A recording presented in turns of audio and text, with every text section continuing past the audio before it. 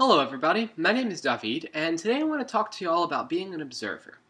Now, I'm not talking about, whether or not you should stay out of some given situation, although that's an important topic. But what I want to try and get at are the relative merits and drawbacks of being someone who, as a fundamental part of who they are as a person, consistently observes people and their interactions, rather than actively participating in them. I am one of those people. I'm making this video for two reasons. Firstly, for those people who are not observers, so that you can maybe understand us better, and maybe you can bring something from our lives into yours. And secondly, for those of you who are, if you don't know it, maybe you can recognize yourself in what I say. And if you do, well, maybe you can figure out what to do about it. And if you've come up with other things to do about it, please let me know in the comments. My life story is one of observation, rather than participation. When I was in elementary and middle school, I was that quiet, nerdy, smart kid that every school has, sort of tucked away on the edges of classrooms and social gatherings. But even when I came out of my shell in high school, which was largely because of band and drama, which was awesome, so do music and act, it's great. But even after all that, I was still an observer, and I still am. So what does this entail? Well, I spend time with my friends, of course. I love my friends. They're wonderful people. But while I'm hanging out with them, I'm also watching them. And I watch myself.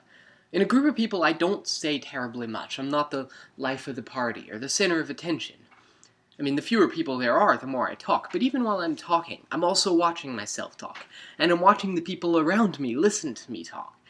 And all of this watching boils down to one big thing. I don't live in this world.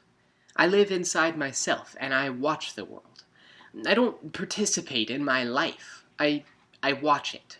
I mean, I'm not a cold person. I've been told I'm kind of a warm and fuzzy one, actually, and people like having me around. The problem is not one that's super noticeable from an outside perspective.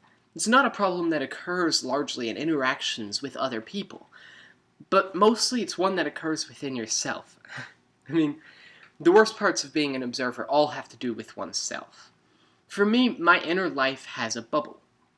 I feel emotions and everything, of course. I mean, I don't have any major psychological problems that prevent me from being an emotionally functional human being. But even while I'm feeling happy or angry or excited or sad or scared or anything, I'm also watching myself feel these emotions. There's a little bubble inside of me. And while all the emotions happen, I'm also sitting inside that little bubble, and I'm watching myself feel these emotions, and it's really kind of isolating. It isolates you from yourself, and it isolates you from feelings. I mean, very rarely have I ever felt that visceral joy of just experiencing pure emotion. I'm always trapped from myself, as it were. I mean, it's exhausting, really. Every second of my day is in two parts: what I'm feeling and how I feel about what I'm feeling.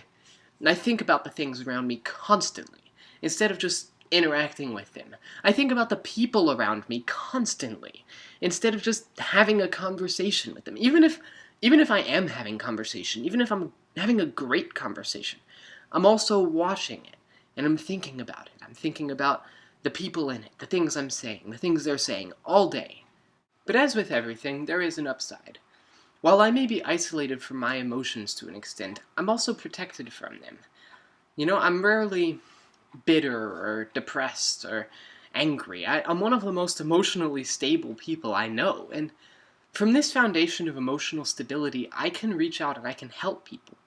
I can be a support, I can be a rock for other people to lean on, because I don't need to lean on others. I mean, I do, because I have friends and I love my friends, and that's what I love them for, is that they help me. But my emotions don't push me down like other people. They don't sweep me away, and so I stay there, and I can be there for others. People talk to me about their problems because they know they can trust me, and I won't be freaked out and treat them differently. And they tell me their secrets and their pains and joys and frustrations and loves, because I'm not pushed down by my emotions, so I can be there. I can be there for people as much as they need me to be. In addition, I also give surprisingly good relationship advice, which is especially surprising considering I've only had one real relationship, and well, that only lasted a month. It wasn't my fault. She's gonna be a nun. What do you do with that? But I have spent almost 21 years of my life watching other people have relationships and screw them up over and over and over and over and over again. And since I'm the confidant to a lot of people, and especially to a lot of women, I hear all about it. So I know all of the weird relationship ins and outs, despite having never really experienced them. So people come up to me and ask me what to do about their relationship, and I can help them, which they always seem surprised about. Honestly, it nearly always boils down to, tell her the truth! But that's neither here nor there. I used to really resent being an observer. I want so badly to be able to participate in my life, I want so much to be able to experience my emotions without constantly thinking about them and analyzing them. I'm so tired of being isolated from myself, and I'm tired of being removed from my own situation and my own life. But while I do still plan on working on that, something I suspect cannot be fixed in one lifetime, if at all, but I've also grown to accept it. Like I said, nearly all of the worst parts of this situation occur within oneself. In my interactions with other people, I can be a really great friend. All of the best parts of being an observer occur with other people. My defining strengths as a friend all come from this ability to remain stable in the face of emotional tumult, and to remain aware of myself and not lose my head over silly situations. And to resent this is, frankly, a little selfish.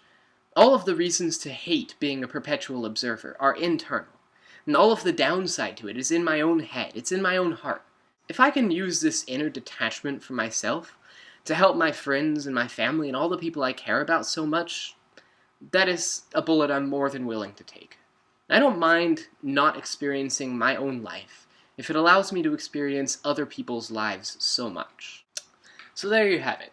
For what it's worth, there you have it. Peace out, Nerdfighteria. Take care of yourselves, caw, DFTBA, and God bless.